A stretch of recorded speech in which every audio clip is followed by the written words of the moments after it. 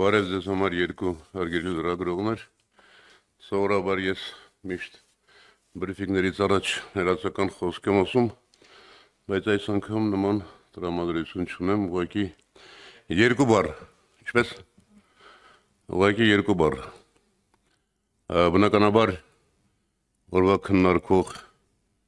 հիմնական երկու թեմաները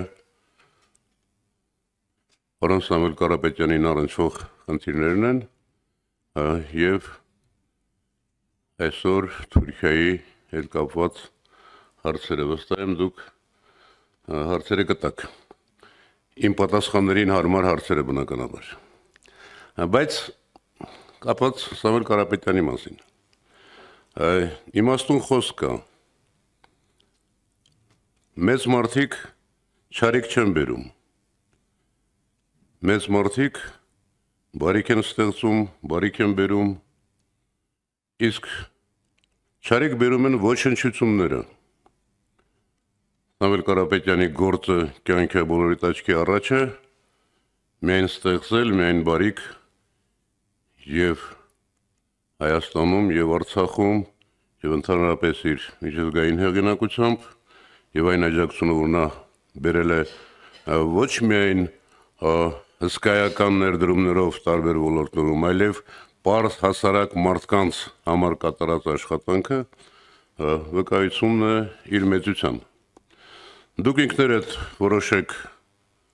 ոչնչությունը ով է և ոչնչությունները ովքեր են։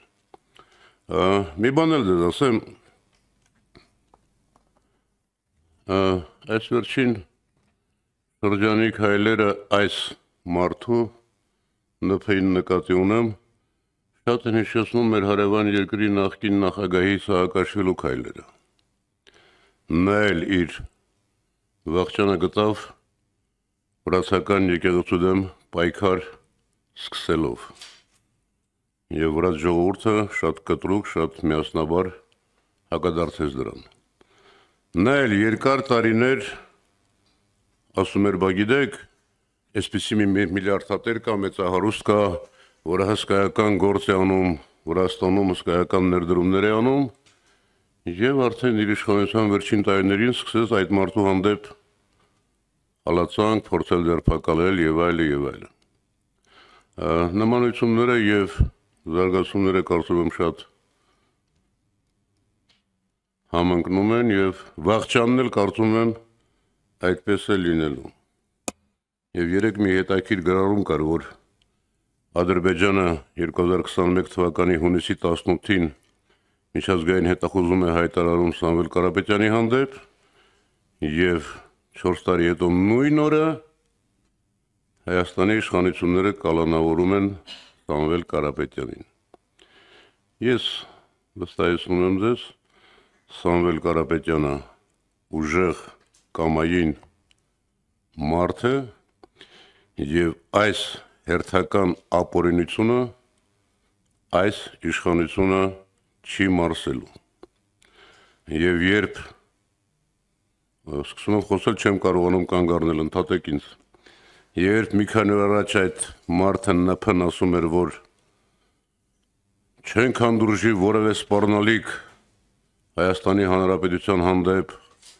Հայաստանի հեղինակության վիրավորում, ինքը կարծում եմ նկատի ուներ հենց ինքը իրեն, որտեղ որևէ մեկը